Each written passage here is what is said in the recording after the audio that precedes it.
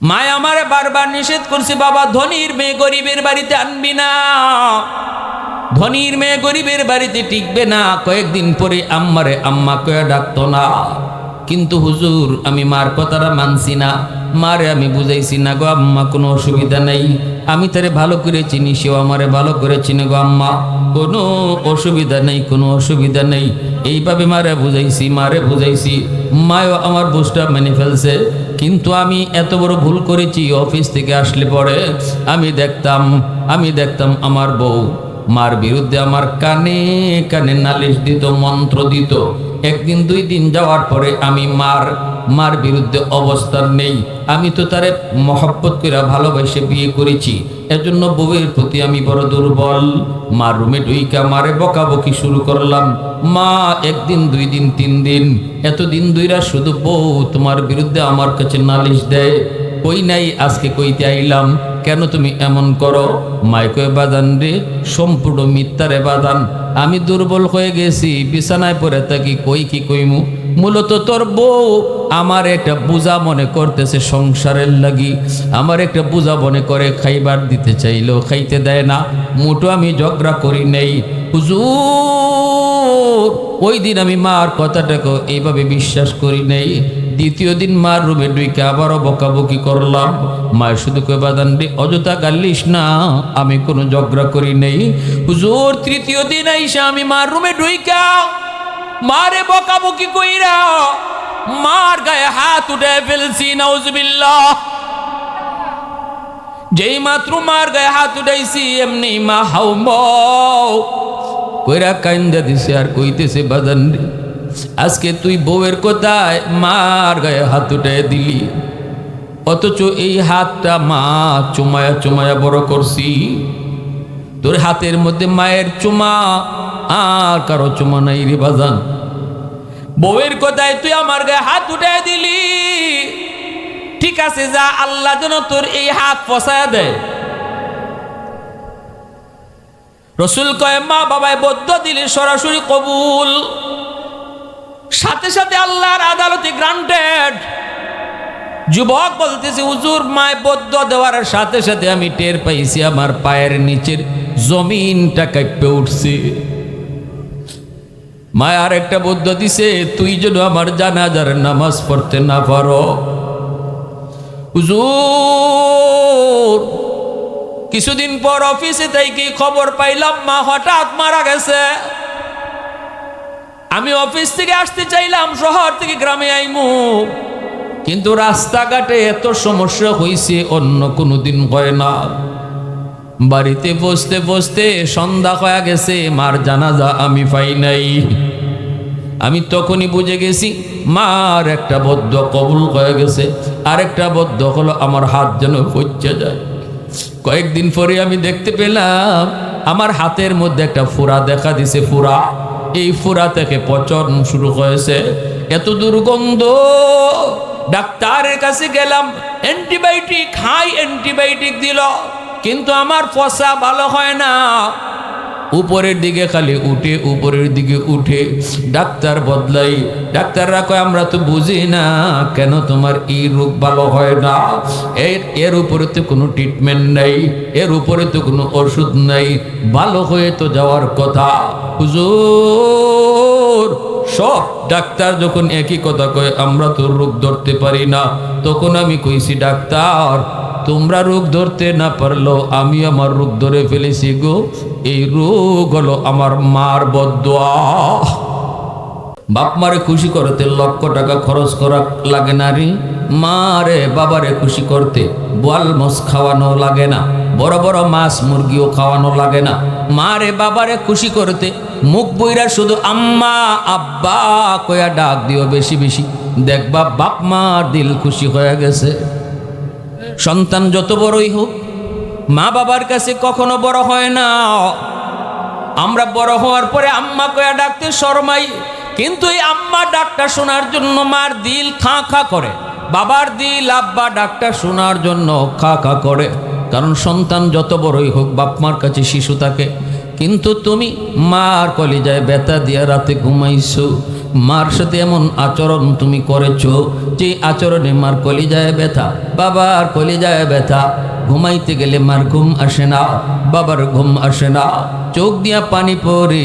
বাবায় মারে বুঝ দেয়, স্বামী স্ত্রী একজন আরেকজনকে বুঝায়, কষ্ট পায় না গো, কান্দো না, কয়দিন আর আমরা দুনিয়ায় বাঁচব।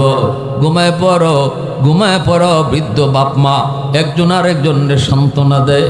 তুমি মার কলিজায় ব্যথা দিয়া মার ঘুম হারাম কইরা তুমি ঘুমাইতেছো বউ বাচ্চা লইয়া। রসুল কয় সকাল হওয়া মাত্রই তোর জন্য জাহান্নামের দরজা খোলা। নাউজুবিল্লাহ, জোরে কও। আর যদি মারে বাবারে রাতে খুশি কইরা ঘুমাও, মার মাথায় একটু তেল লাগাইয়া দিছো, মার সাথে বইসে একটু গল্প করেছো, বাবা অসুস্থ, কপালে হাতটা দিয়া কইছো আব্বা শরীরটা কেমন, বাবা অর্ধেক সুস্থ হয়ে গেছে। আমার সন্তান আমার পাশে বইসা কপালে হাত রাখছে, বাবার মনটা বড় হয়ে গেছে। রসুল কই তুমি তো মারে বাবারে খুশি কইরা ঘুমাও নাই, বরং সকাল হওয়া মাত্রই তোমার জন্য জান্নাতের দরজা খোলা। সাহাবী প্রশ্ন করে কিলা ইয়া রাসূলুল্লাহ ওয়া ইন যালামা। সাহাবী প্রশ্ন করে নবী গো, প্রশ্ন হলো যদি কোনো মায় কোনো বাবায় সন্তানের উপরে জুলুম করে তবু কি সন্তান ভালো আচরণ করবে? বাবা যদি সন্তানরে ঠগায়, যদি বাপ মায় তার সন্তানরে কষ্ট দেয়, কম মায়া করে, আরেক ভাইয়ের সন্তানরে বেশি মায়া করে, এমন কোনো আচরণ যদি বাপ মায় করে তবুও কি ভালো আচরণ করবে? আল্লাহ নবী প্রশ্নের জবাব কি দিয়েছেন একটু কানটা খাড়া করে শোনো। অনেকে আমাদেরকে প্রশ্নটা করে, হুজুর কেমনে কোন মার খেদমত করবো, বাবার খেদমত করবো, মায় তো আমার সাথে এমন করছে, আব্বায় তো এমন করছে। এই প্রশ্নে যারা আমাদের কি করে, আমরা নবীর হাদিসটা শোনায় দেই। আল্লাহ নবীর ওই প্রশ্নটাই করা হয়েছিল। রসুল জবাবে বলেছিলেন ওয়া ইন জালামা ওয়া ইন জালামা ওয়া ইন জালামা। তিনবার নবী বলেছেন বাপ মা যদি জুলুমও করে, জুলুমও করে, জুলুমও করে, তবুও সন্তান জুলুম করতে পারবে না, সন্তান ভালো আচরণ করতে হবে। এটা দুনিয়ার নিজাম, দুনিয়ার নিজাম। কারণ মা বাবা তোমার কাছ থেকে ভালো আচরণ পাও না শুধু মা হওয়ার কারণে, শুধু বাবা হওয়ার কারণে। সম্পদ যদি তোমারে কিছু নাও দেয় তবুও বাপ মা শুধু মা বাবা হওয়ার কারণে ভালো আচরণ পাও না, খারাপ আচরণ তুমি করতে পারবা না। কারণ এই বাপ মা না হলে তুমি এই দুনিয়া দেখতায় না। প্রশংসা করব কার? একটু মালিকের নাম জোরে আওয়াজ দিয়া কার? আলহামদুলিমান কাদ্দারা খাইরাও ওয়া খাবালা, আলহামদুলিমান কাদ্দারা খাইরাও ওয়া খাবালা, ওয়া শুকরু লিমান সাওয়ারা হুসনাও ওয়া জামালা। ফারদুন সামাদুন আন সিফাতিন খালকি বারিউন, রব্বুন আযালিয়্যুন খালাকাল খালকা কামালা। লা জিদ্দা ওয়ালা নিদ্দা ওয়ালা হাদ্দা লিমাওলা, লা জিদ্দা ওয়ালা নিদ্দা ওয়ালা হাদ্দা লিমাওলা। আল আনা কামা কানা ওয়ালাম ইয়ালকা যাওয়ালা, আল আনা কামা কানা ওয়ালাম ইয়ালকা যাওয়ালা। মুসলমানের আওয়াজ এখন আল্লাহু আকবার। ভাইরা বন্ধুরা, এইবার আল্লাহ পাক রব্বুল আলামিন বলেন ইম্মা ইয়াবলুগান্না ইনদাকাল কিবারা আহাদুহুমা আও কিলাহুমা ফালা তাকুল লাহুমা উফ ওয়ালা তানহারহুমা ওয়া কুল লাহুমা কাওলান কারীমা। আমি আপনাদের সামনে বাপ মার সাথে ভালো আচরণ করলে দুনিয়াতে আল্লাহ তারে কি পুরস্কার দেয় এমন বাস্তব একটা ঘটনা বলবো। আর বাপ মার সাথে বেয়াদবি করার কারণে দুনিয়াতে আল্লাহ কি নগদ শাস্তি দিছে বাস্তব ঘটনা বলবো। মনোযোগ কার কার আছে একটু হাত উঠে আল্লাহকে দেখান। আল্লাহ তুমি কবুল করো, জোরে বলি আমিন। আর একটু জোরে বলেন আমিন।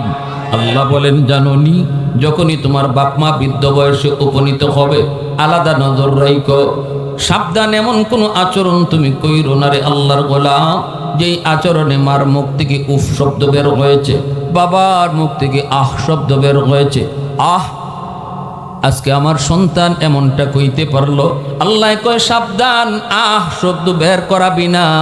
এই আহ শব্দটা আমি আল্লাহর আরো সে আয়া ধাক্কা খায়। এমন কোনো আচরণ কইরো না, ধমক দিও না, কিরিমিরি খায় কথা কইও না। বৃদ্ধ বয়সে অনেক বাপ মা অসহায় হয়ে যায়, পকেটে বাবার টাকা নাই, তোমার কাছে ঔষধ চায়, তোমার কাছে শীতের কাপড় চায়, কিছু লাগলেই সন্তানের কাছে চায়। আল্লাহ বলেন না, এমন সময় বাপ মারে ধমক দিও না, চোখ লাল করে কথা কইও না, কারণ শিশুকালের কথাটাই কুইয়াত করো। শিশুকালেও তোমার আমার পকেটে টাকা ছিল না রে যুবক, কোনো কিছুর প্রয়োজন হলেই আব্বার কাছে চাইতাম, ঠিক না নি? আব্বা আমার জুতা লাগবে, আব্বা আমার কলম লাগবে, আব্বা আমার খাতা লাগবে, আব্বা আমার ওষুধ লাগবে, আব্বা আমার মজা কিনে দিতে হবে। পকেটে টাকা নাই, টাকা বাবার পকেটে। ওই দিন বাবা ধমক দেয় নাই, চোখ লাল কইরা তোমারে ধমক দেয় নাই। বাবা বাজারে গেছে, বাজার করছে, পকেটে টাকা নাই, কিন্তু তোমার আমার কথা মনে পড়ে গেছে। বন্ধুর কাছ থেকে ধার করেও তোমার জন্য মজা কিনে নিয়ে আসছে। মনে মনে ভাবছে বাড়িতে গেলেই তো আমার পাগলটাই কই, বাবু কি নিয়ে আইসো, কি নিয়ে আইসো। আজকে তোমার বাবা বৃদ্ধ, বাবার পকেটেও টাকা নাই, বাবাই রুজি করার ক্ষমতা নেই, কোমরে তার ব্যথা, হাঁটুতে তার ব্যথা, পকেট শূন্য বাবা। যদি আজকে তোমার কাছে কিছু চায়, তুমি চোখ লাল কইরো না, শিশুকালের কথাটা ইয়াদ কইরা তোমার প্রয়োজনটা তুমি পরে করো, আগে বাবার কথাটা রক্ষা করো, কারণ এটা আমার আল্লাহর নির্দেশ। সূরা বাকারার মধ্যে আল্লাহ বলেন, ওয়ায়াসআলুনাকা মাযা ইউনফিকুন কুল মা আনফাকতুম মিন খাইর ফালিল ওয়ালিদাইনি ওয়াল আকরাবিন। আল্লাহ পাক বলেন, বন্ধু মানুষ তোমার কাছে জানতে চায় টাকা কোন কোন খাতে ব্যয় করবে, পয়সা কোন কোন জায়গায় খরচ করবে। আল্লাহ বলেন, বন্ধু জবাব তুমি দিও না, জবাব দিতেছি আমি আল্লাহ। জানায় দাও, এক নম্বরে তার টাকা বাপ মার জন্য খরচ করতে হবে। শীতের পোশাক তোমারও প্রয়োজন, আমারও প্রয়োজন, মারও প্রয়োজন, স্ত্রীরও প্রয়োজন, সন্তানেরও প্রয়োজন। আইতেছে শীতের শীত, আইতেছে শীত, শীত পড়ে গেছে, কিছুদিন পরেই হয়তো শীত পড়বে, শীতের কাপড় লাগবে। মনে রাখবা, তোমার পকেটে এমন টাকা আছে যেই টাকা দিয়ে শুধু তুমি তোমার পোশাকটা কিনতে পারো, নয়তো তোমার সন্তানেরটা কিনতে পারো, নতুবা তোমার স্ত্রীরটা কিনতে পারো, অথবা তোমার বাপেরটা তুমি আগে কিনবা। আল্লাহ পাক সূরা বাকারায় সিদ্ধান্ত জানায় দিছে, আল্লাহ কই তোরটাও আগে না, বউয়েরটাও আগে না, সন্তানেরটাও আগে না, আগে বাপ মারটা কিনা লাগবে। সিদ্ধান্ত কার? আওয়াজ দেয়া বলেন কার?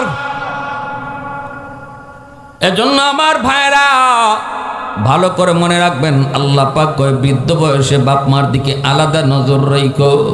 বুড়া বয়সী অনেক সন্তান বাপ মার সাথে বেয়াদবি করে, বাবার সাথে বেয়াদবি করে। ফেসবুক খুললে দেখি মারে পিটাইতে পিটাইতে নিয়ে গাঙ্গে ফলায়, বাবারে মারে, বাবারে রক্ত জড়ায়, কষ্ট লাগে। মনে রাখবে যুবক, আজ তুমি তোমার বাপ মার সাথে যেই আচরণ করো, আগামীকাল তোমার সন্তানও তোমার সাথে এমন আচরণ করব। এটাই দুনিয়াতে নগদ শাস্তি, নগদ। আল্লাহ রসুল বলে সব গুনার শাস্তি আল্লাহ পরকালে দিব। একটা গুনাহ আছে হুকুকুল ওয়ালিদাইন, ফাইন্নাহু ইউআজ্জালু লিসাহিবিহি ক্বাবলাল মামাত। নবীজি বলেন মরার আগে আগে আল্লাহ পাক বেয়াদব সন্তানের শাস্তি দুনিয়াতে আল্লাহ নগদ দেয়, নগদ। করাচির হযরত হাকিম আক্তার সাহেব রাহিমাহুল্লাহ, বহুত বড় বুজুর্গিনী, বলেন আমি করাচির জামে মসজিদে নামাজ আদায় করি, দেখতে পেলাম একটা যুবক বড় সুন্দর করে নামাজ পড়তেছে, রুকুটা তার বড় সুন্দর, সেজদাটাও তার বড় সুন্দর, দাঁড়ানোটাও তার বড় সুন্দর, কিন্তু দেখলাম যুবকের হাত কাপড় দিয়ে পেঁচানো। নামাজ শেষ হলে পরে আমি যুবককে বলতেছি, যুবক হাতটা তুমি কাপড় দিয়ে পেঁচায় রাখছো কেন? এত সুন্দর করে নামাজ আদায় করেছো। যৌবনের এবাদত যুবককে আল্লাহর অলি বানায়। মনে রাখবা, যত আল্লাহর অলি হয়েছে সব অলি হয়েছে যৌবনকালে। হাজারো বুড়া মানুষের সেজদা, হাজারো বৃদ্ধ মানুষের সেজদা যদি এক পাল্লায় রাখা হয়, একজন যুবকের সেজদা যদি এক পাল্লায় রাখা হয়, যুবকের সেজদার পাল্লা ভারী হয়ে যায়। রাসূল বলেন লা ওয়ারআ কাল কাফি আও কামা ক্বালা নবী আলাইহিস সালাম। রাসূল বলে, যেই বয়সে তার গুনাহ করার শক্তি আছে, যেই বয়সে সে অন্যায় করতে পারে, বন্ধুদের সাথে চুরি করতে পারে, বন্ধুর সাথে ডাব চুরি করতে পারে, বন্ধুর সাথে হাঁস চুরি করতে পারে, বন্ধুদের সাথে জিনা ব্যভিচারে যাইতে পারে, বন্ধুর সাথে ইয়াবা খাইতে পারে, বন্ধুর সাথে নেশা করতে পারে, ওই বয়সে যেই যুবক আল্লাহর ভয়ে এই গুনাহগুলি করে না, যৌবনে তার মসজিদে পাওয়া যায়, যৌবনে তার মাথায় টুপি পাওয়া যায়, যৌবনে তার মুখে নবীর সুন্নত পাওয়া যায়, ওই যুবক যৌবনেই আল্লাহর ওলির তালিকায় নাম লিখায়। করাচির হযরত বলেন, যুবক কেন খাত কাপড় দিয়া পেঁচায় রাখছো একটু কও। যুবক বলতেছে, হুজুর হুজুর আমার হাতটা পইচা যাইতেছে, দিন দিন খালি ফসা উপরের দিকে উঠে দুর্গন্ধ বের হয়। আমি যদি কাপড় দিয়া পেঁচায় না রাখি, একজন মানুষও মসজিদে টিকতে পারবে না, এজন্য আমি হাতটা কাপড় দিয়ে পেঁচায় রাখছি। আল্লাহর ওলি বলতেছে, যুবক তুমি কি ডাক্তার দেখাও নাই? যুবক কয়, হুজুর ভারত পাকিস্তানের সব ডাক্তার প্রায় দেখানো শেষ, কেউ আমার রোগ ধরতে পারে না। আল্লাহর ওলি কয়, তাহলে চলো তোমাকে অন্য দেশের ডাক্তার আমি দেখাবো। বলতেই যুবক হুজুরকে জড়ায় ধরে কান্দে আর কয়, হুজুর ডাক্তার আমার রোগ ধরতে পারে না, কিন্তু আমি আমার রোগ ধরে ফেলেছি। হুজুরে কই, বাবা কও কি? কয়, হ হুজুর আমি আমার রোগ ধরে ফেলেছি। কি তোমার রোগ? যুবক কই, হুজুর আমার রোগ হলো আসমানে, চিকিৎসা চলছে জমিনে। আগুন লাগছে শেরপুর, পানি দেয় ফরিদপুর, জীবনে কোনোদিন আগুন নিববে না। আমি আমার মার গর্ভে একমাত্র সন্তান, জন্মের কিছুদিন পরেই আব্বা মারা গেছে। আম্মা আমারে মানুষের বাড়িতে কাম কইরা কইরা পড়ালেখা করাইছে। কতদিন মা না খাইয়াও কইছে খাইছি, আমারে খাওয়াইয়া মা উপাস থাকছে। হুজুর আমি একটা বড় লোকের মেয়ের সাথে প্রেমে পড়া, এই মেয়েটারে আমি বিয়ে করে ঘরে আনার পর লাইগা গেল আম্মার সাথে। বেজালটা তো বাদে বিয়ার পরে, কিনা জোরে কও। মনে রাখবা, নতুন বউ যারা আইস, শাশুড়ি রে শাশুড়ি কইবা না, আম্মা কয়া ডাকতায় না। একদিন তুমি ও শাশুড়ি হইবা, সেদিন তোমার ফুতের বউ তোমারে আম্মা কইতো না, কিনা? যেই স্বামীটারে এত ভালোবাসো, এই স্বামীটা কিন্তু এই বুড়া বেটির পেট থেকে এই দুনিয়াতে আইছি। অতএব একটু হিসাব করে শাশুড়ির সাথে কথা কইও। ওই যুবক বলতেছে, হুজুর আমার বউয়ের সাথে আম্মায় ঝগড়া করে না, কিন্তু বউ বানায়া বানায়া অফিস থেকে আসলে পরে আমার কানে কানে মার বিরুদ্ধে নালিশ দেয়। মায় কিন্তু আমার বাধা দিছিল বিয়ার সময়। আম্মায় কইছিল, বাদানরি আমরা গরিব মানুষ, ধনীর মেয়ে গরিবের বাড়িতে আসলে টিকে না রে বাবা, ধনীর মেয়ে গরিবের বাড়িতে আসলে টিকে না। এজন্য বিয়া করার আগে যুবক একটু ভাগ্য কইল, তুমি সাধারণ ঘরের ছেলে, চেয়ারম্যানের মাইয়া বিয়া করতে যাও না। আজকে তোমার প্রেম আছে, বিয়ার পরে প্রেম বেশি দিন থাকতো না, ঠিক না? নি বেশি দিন থাকতো না। তখন চেয়ারম্যানের মেয়ে তোমার বাড়িতে আইসেও চেয়ারম্যানই দেখাইব। বড় লোকের মেয়ে গরিবের বাড়িতে যদি গরিবের বাড়িতেও ফুটানি দেখাইব, তখনই সংসারে অশান্তি আইব। এজন্য শরীয়তে কই কফি মিলায় বিয়ে করো। কুফু মিলা মিলা বিয়ে করো। তুমি যেই পর্যায়ে আছো এই পর্যায়ে বিয়ে করো। মধ্যবিত্ত তুমি মধ্যবিত্ত ফ্যামিলিতে যাও, গরিব তুমি গরিবের কাছে যাও, ধনী তুমি ধনীর বাড়িতে যাও, স্ট্যাটাস মিলা বিয়ে করো। এটা শরীয়তের একটা বিধান। আর শরীয়ত বলছে ফাজফার বিজাতিদ দিন, আগে তুমি দিনদারি দেখো। সুন্দর দেখেই দৌড় দিও না, বংশ ভালো পায়া দৌড় দিও না, টাকা দেখে দৌড় দিও না। আগে দেখো সে নামাজি কিনা, আগে দেখো সে পর্দা করে কিনা, আগে দেখো তার মা নামাজি কিনা, মায় পর্দা করে কিনা। সব কিছু দেখে যদি দেখো দিনদারি আছে, তখন যদি সুন্দর পাও প্লাস, বংশ যদি ভালো পাও প্লাস, সম্পদ যদি পাও প্লাস, আগে তোমারে দেখতে হবে দিনদারি। দিনদারি নাই, কোনোটাই নাই। আওয়াজ দিয়া। আমাদের সমাজের যুবকরা যদি বিয়ার আগে এই চিন্তাটা করতো, তাহলে প্রতিটা মেয়েকেই বাপ মা পর্দার ভিতরে ঢুকাইতো। কিন্তু আমাদের ছেলেদের যুবকদের রুচি নষ্ট হয়ে গেছে।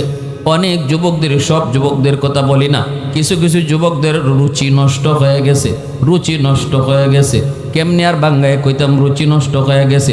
অর্ধনগ্ন নায়িকাদেরকে কোন রুচিতে বিয়া করে? 10 জন 100 জন হাজারো মানুষে যারা দেখছে, সে গিয়ে আবার এখানে বিয়ার প্রস্তাবটা দেয় কেমনি? আবার এমনও আছে গান গায়নি, গান গাওয়া শিখছিনি, গিয়া জিগাই তো সুরাকেরাত পারেনি, কয় গান গাইতে পারেনি, নাচতে পারেনি, নাইস জানেনি। তুমি যে নাইস দেখে আনতেছো, গড় আইয়া তোমারও নাচাইব, ঠিক কিনা জোরে কও? আর যে ওই ভারতের নায়িকা প্রিয়াঙ্কা চোপড়ার মতো দেখে আনছো, এটাও তোমারে আইয়া হলে চুপড়াইব। এজন্য শরীয়তে কয় ফাজফার বিজাতিদ দিন, আগে দিনদারি দেখ বেটা, আগে দিনদারি দেখো। আগে দেখো কেমনে রাস্তা দিয়ে হাঁটতো, নাকি ফিসি দিয়া লাইন থাকতো। তুমি দেখো এটা দিককে আগাও, দিনদারি দিকে আগাও। যুবকরা যদি এই সিদ্ধান্তে হচ্ছে জায়গা, তাহলে এই সমাজের মেয়েরারে অন্তত বাপ মা পর্দা থারাই দিব, নাহলে বিয়া দিত কার কাছে? ঠিক না নি? যুবকরা যদি হয় বোরকা ছাড়া যে মেয়ে রাস্তা দিয়ে আটবো, এই মেয়ের বিয়া করতাম না, তাহলে বাপ মা এই মেয়ের বিয়া দিত কার কাছে? এই জন্য দিনদারি দেখা, ঠিক না নি ভাই? ওই যুবক হুজুরকে বলতেছে, হুজুর মায় আমারে বারবার নিষেধ করছে, বাবা ধনীর মেয়ে গরিবের বাড়িতে আনবি না, ধনীর মেয়ে গরিবের বাড়িতে টিকবে না। কয়েকদিন পরে আম্মারে আম্মা কয়ে ডাকতো না। কিন্তু হুজুর আমি মার কথাটা মানছি না, মারে আমি বুঝাইছি না গো আম্মা, কোনো অসুবিধা নেই, আমি তারে ভালো করে চিনি, সেও আমারে ভালো করে চিনি গো আম্মা, কোনো অসুবিধা নেই, কোনো অসুবিধা নেই। এইভাবে মারে বুঝাইছি, মায়ও আমার বুঝটা মেনে ফেলছে। কিন্তু আমি এত বড় ভুল করেছি, অফিস থেকে আসলে পরে আমি দেখতাম আমার বউ মার বিরুদ্ধে আমার কানে কানে নালিশ দিত, মন্ত্র দিত। একদিন 2 দিন যাওয়ার পরে আমি মার বিরুদ্ধে অবস্থান নেই। আমি তো তারে মহব্বত করে ভালোবাসে বিয়ে করেছি, এজন্য বউয়ের প্রতি আমি বড় দুর্বল। মার রুমে ঢুইকা মারে বকাবকি শুরু করলাম। মা 1 দিন 2 দিন 3 দিন, এতদিন ধইরা শুধু বউ তোমার বিরুদ্ধে আমার কাছে নালিশ দেয়। কই নাই, আজকে কইতে আইলাম, কেন তুমি এমন করো? মায় কয় বাদান রে, সম্পূর্ণ মিথ্যারে বাদান, আমি দুর্বল হয়ে গেছি, বিছানায় পড়ে থাকি, কই কি কইমু। মূলত তোর বউ আমার একটা বোঝা মনে করতেছে সংসারের লাগি, আমার একটা বোঝা মনে করে খাইবার দিতে চাইলেও খাইতে দেয় না। মোটো আমি ঝগড়া করি নেই হুজুর। ওই দিন আমি মার কথাটাকে এইভাবে বিশ্বাস করি নেই। দ্বিতীয় দিন মার রুমে ঢুকে আবারও বকাবকি করলাম। মায়ের শুধু কই বাদান রে, অযথা গালিস না, আমি কোনো ঝগড়া করি নেই হুজুর। তৃতীয় দিন আইসা আমি মার রুমে ঢুইকা মারে বকাবকি কইরা মার গায়ে হাত উঠে ফেলছি, নাউজুবিল্লাহ। যেই মাত্র মার গায়ে হাত উঠাইছি, এমনি মা হাউমাউ কইরা কাইন্দা দিছে আর কইতেছে, বাদান রে আজকে তুই বউয়ের কথায় মার গায়ে হাত উঠাই দিলি, অথচ এই হাতটা মা চুমায়া চুমায়া বড় করছি। তোর হাতের মধ্যে মায়ের চুমা আর কারো চুমা নাই রে বাজান। বউয়ের কথায় তুই আমার গায়ে হাত উঠাই দিলি, ঠিক আছে যা, আল্লাহ যেন তোর এই হাত ফসায়া দেয়। রসুল কয় মা বাবায় বদ্ধ দিলে সরাসরি কবুল। সাথে সাথে আল্লাহর আদালতে গ্রান্টেড। যুবক বলতেছে হুজুর মায় বদ্ধ দেওয়ার সাথে সাথে আমি টের পাইছি আমার পায়ের নিচের জমিনটা কাঁপে উঠছে। মায় আর একটা বদ্ধ দিছে, তুই যেন আমার জানাজার নামাজ পড়তে না পারো। হুজুর কিছুদিন পর অফিসে থেকে খবর পাইলাম মা হঠাৎ মারা গেছে। আমি অফিস থেকে আসতে চাইলাম, শহর থেকে গ্রামে আইমু, কিন্তু রাস্তাঘাটে এত সমস্যা হয়েছে অন্য কোনো দিন হয় না। বাড়িতে বসতে বসতে সন্ধ্যা হয়ে গেছে, মার জানাজা আমি পাই নাই। আমি তখনই বুঝে গেছি মার একটা বদ্ধ কবুল হয়ে গেছে, আরেকটা বদ্ধ হলো আমার হাত যেন পচে যায়। কয়েকদিন পরে আমি দেখতে পেলাম আমার হাতের মধ্যে একটা ফোড়া দেখা দিছে। ফোড়া, এই ফোড়া থেকে পচন শুরু হয়েছে, এত দুর্গন্ধ। ডাক্তারের কাছে গেলাম, অ্যান্টিবায়োটিক হাই অ্যান্টিবায়োটিক দিল, কিন্তু আমার ফসা ভালো হয় না। উপরের দিকে খালি উঠে, উপরের দিকে উঠে। ডাক্তার বদলাই, ডাক্তাররা কয় আমরা তো বুঝি না কেন তোমার এই রোগ ভালো হয় না। এর উপরে তো কোনো ট্রিটমেন্ট নাই, এর উপরে তো কোনো ওষুধ নাই, ভালো হয়ে তো যাওয়ার কথা। হুজুর সব ডাক্তার যখন একই কথা কয় আমরা তো রোগ ধরতে পারি না, তখন আমি কইছি ডাক্তার তোমরা রোগ ধরতে না পারলো আমি আমার রোগ ধরে ফেলেছি গো। এই রোগ হলো আমার মার বদদোয়া। এই দুর্গন্ধের কারণে আমার ওই সুন্দরী বউ, যার কারণে মার গায়ে হাত উঠাইছিলাম, এই সুন্দরী বউটাও আমারে ফলে বাপের বাড়ি চলে গেছে। এলাকার মানুষজন আমার এলাকা থেকে বের করে দিছে, তুই তাড়াতাড়ি বের হ, তোর হাতের ফসা গন্ধের কারণে এলাকায় থাকা যায় না। হুজুর আমি এখন মসজিদে মসজিদে ঘুরি, কাপড় দিয়ে হাতটা পেঁচায় রাখি, অনেকগুলি কাপড় দিয়ে হাত পেঁচায় রাখছি যেন গন্ধ বের না হয়। হুজুর এখন শুধু আমি আল্লাহর কদমে সেজদা দিয়ে কান্দি, আমার নিয়ে আল্লাহ মাফ করব, আমার নিয়ে আল্লাহ মাফ করব, আমার নিয়ে আল্লাহ মাফ করব। আল্লাহর ওলি কই যুবক, নবীজির একখান হাদিস আবু দাউদ শরীফের riwayat মান যারা কবর আবাওয়াইহি ফি কুল্লি জুমাতিন গুফিরা লাহু কুতিবা বাররান। নবীজি বলেন জুম্মার দিন যদি কোনো সন্তান বাপ মার কবর জিয়ারত করে, এই সন্তান যদি ইচ্ছায় অনিচ্ছায় বাপ মারে কষ্ট দেয়, আল্লাহ পাক কবর জিয়ারতের উসিলায় আল্লাহ হয়তো তারে মাফ করে দিবে। ভাইরা আমার, এজন্য বলছিলাম যুবক, বাপ মার বদদুয়ার সরাসরি লাগে, সরাসরি লাগে, দোয়াও সরাসরি কবুল। বাইজিদ বুস্তামি ছোট্ট লেখাপড়া করে রাত গভীর, মা ঘুমের ঘরে কয় বাবা বাইজিদ একটু পানি দিবানি। বাইজিদ বাহির থেকে পানি আনতে আনতে মা ঘুমায় গেছে। এইবার বাইজিদ ছোট্ট বাবু হইল, মাকে ডাক দেয় না, কয় আম্মার ঘুম ভাঙলে কষ্ট হবে। মাতার পাশে গ্লাস নিয়ে দাঁড়ায় রয়েছে সারা রাত, শেষ সেই তোমার ঘুম ভাঙছে। মায় ডাক দেয়া কয় বাবা বাইজিদ কি করো? কয় আম্মা তোমার ডাক দিছি না কষ্ট হইব। সাথে সাথে মা বুকে জড়ায় আল্লাহর কাছে হাত ওঠায়, কয় মালিক আমার ছোট্ট বাইজিদ আজকে মার এতটা কদর করলো, মার এতটা আরামের চিন্তা করলো, এর বদলা আমি মা দিতে পারবো না গো, তোমার দরবারে হাত উঠাইছি। আল্লাহ আমার বাইজিদকে তুমি জগতের অলিদের সরদার বানায় দাও। খালি ওলি আমি মানি না, আমার বাইজিদকে সকল অলিদের সরদার বানাও। সাথে সাথে আল্লাহর দরবারে দোয়া কবুল। পৃথিবীতে মায়ের মতো আপন কেউ হবে না, পৃথিবীতে মায়ের মতো আপন কেউ হবে না। তোমরা কোনো দিনও মায়েরই মনেতে কষ্ট দিও না, তোমরা কোনো দিনও মায়েরই মনেতে কষ্ট দিও না। কত পাপী এমন আছে মাকে কষ্ট দেয়, মায়ের মনে কষ্ট দিয়ে অভিশাপ নেয়। মায়ের মনে কষ্ট দিলে খোদা যে সহে না, মায়ের মনে কষ্ট দিলে খোদা যে সহে না। তোমরা কোনো দিনও মায়েরই মনেতে কষ্ট দিও না। তোমরা কোনো দিনও মায়েরই মনেতে কষ্ট দিও না। পৃথিবীতে মায়ের মতো আপন কেউ হবে না, পৃথিবীতে মায়ের মতো আপন কেউ হবে না। তোমরা কোনো দিনও মায়েরই মনেতে কষ্ট দিও না, তোমরা কোনো দিনও মায়েরই মনেতে কষ্ট দিও না। মুসলমানের আওয়াজে কও আল্লাহু আকবার।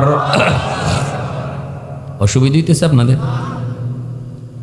আল্লাহ বলতেছে, বান্দা তুই তোর মা বাবার যখন দোয়া করবি বাপ মার জন্য, তখন আমি আল্লাহ যেভাবে দোয়াটা শিখাইয়ে দিছি ইবাই দোয়া করবি। বাপ মার জন্য দোয়া করতে আল্লাহ বলছেন এবং আল্লাহ দোয়া শিখাইয়ে দিয়েছেন। দোয়া কবুল করবেন কে? যিনি কবুল করবেন ইনি যদি দোয়া শিখাইয়া দেন তাহলে বোঝা গেল এইভাবে দোয়া করলে 100% কবুল, ঠিক না?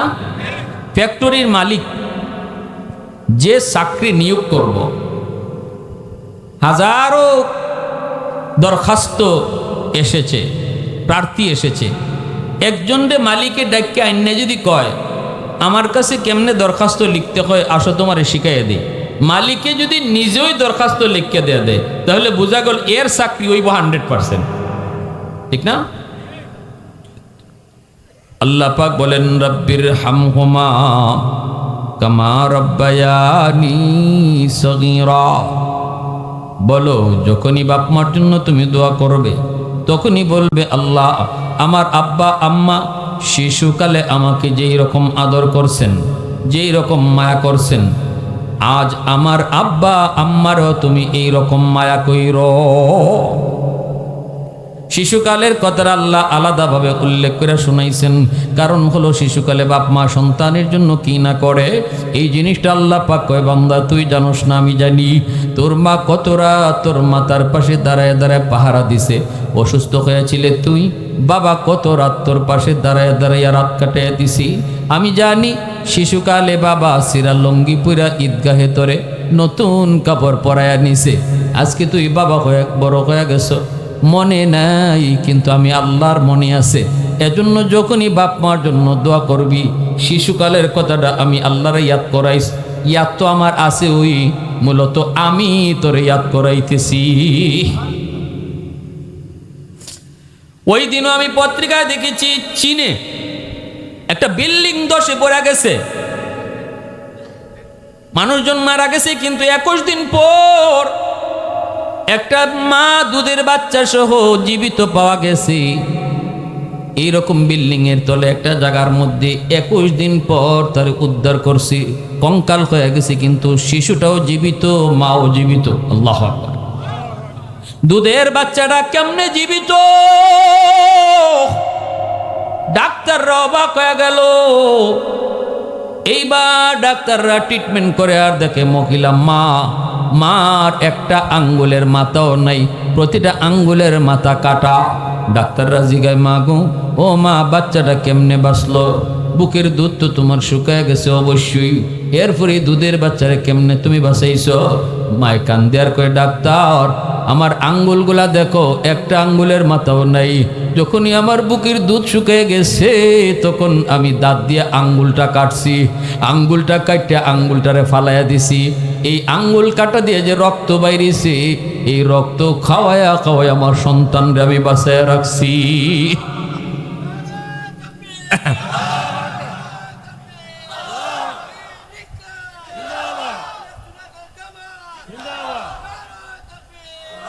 এজন্য আল্লাহ কইরে বান্দা বাপ মার জন্য দোয়া করবি, আমি আল্লাহর দোয়া শিখাই দিছি, এইভাবে দোয়া কর। ভাইরা বন্ধুরা জন্য বলতেছি মনে রাখবেন আজ রাত কার জীবনের শেষ রাত আমরা কেউ জানি না। রসুল বলতেছে রাতে ঘুমাই, কোনো সন্তান রাতে ঘুমায় না বাপ মারে খুশি না কইরা। যদি বুঝো দিনের বেলা কোনো কথায় তুমি আর মারে কষ্ট দিছো, ঘুমাইতে যায় না মারে খুশি না কইরা। জানি না এই রাত কার জীবনের শেষ রাত, হয়তো তোমার জন্য এই রাত শেষ রাত হয়ে যেতে পারে। যদি এই রাত তোমার জীবনের শেষ রাত হয় কত মানুষ ঘুমাইবার আগে ভালো, কিন্তু ঘুমের ঘরে যে ঘুমায় আর ঘুম থেকে উঠে না, জীবনের শেষ ঘুম সে ঘুমায় যায়। কার জন্যই ঘুম শেষ ঘুম কেউ জানে না। এজন্যই যদি বাপ মার দিলে কষ্ট দিয়ে ঘুমাও, মরণ হয়, তোমার জিন্দগির কোনো আমল তোমার জান্নাতে নিতে পারবে না। আর যদি বাপ মারে খুশি করে ঘুমাও, ওই রাত্রে বাবা তোমার উপরে খুশি, মা তোমার উপরে খুশি, কোনো না কোনো সুরতে তুমি খুশি করছো, কথা কয়া খুশি করছো, ভালো ব্যবহার দেখায় খুশি করছো, মার পছন্দের কোনো জিনিস খাওয়ায় তারে খুশি করছো, বাবার সাথে আলোচনা কইরা বাবারে খুশি করছো, বাবার মাথায় তেল দিয়া খুশি করছো, মার পায়ের তলায় তেল লাগায় তুমি খুশি করছো, কোনো না কোনো সুরতে তুমি খুশি কইরা যদি রাতে ঘুমাও, আল্লাহর নবী কয় এই রাত যদি তোমার মরণ হয়, জীবনে আর কোনো নেক আমল যদি নাও থাকে, শুধু এই নেক আমলের উসিলায় আল্লাহ তোমার জান্নাত দিয়া দিব। এত বড় পাওয়ারফুল নেক আমল, এত বড় পাওয়ারফুল নেক আমল। রাসূল কয় রাদার রাব্বি ফি রাদাল ওয়ালিদাইন ওয়া সাকাতুর রাব্বি ফি সাকাতিল ওয়ালিদাইন। আল্লাহ খুশি হয় যখন বাপ মা খুশি থাকে, আল্লাহ নারাজ হয় যখন বাপ মা নারাজ থাকে। অতএব আজকে রাত্রে যায় মারে খুশি করমু,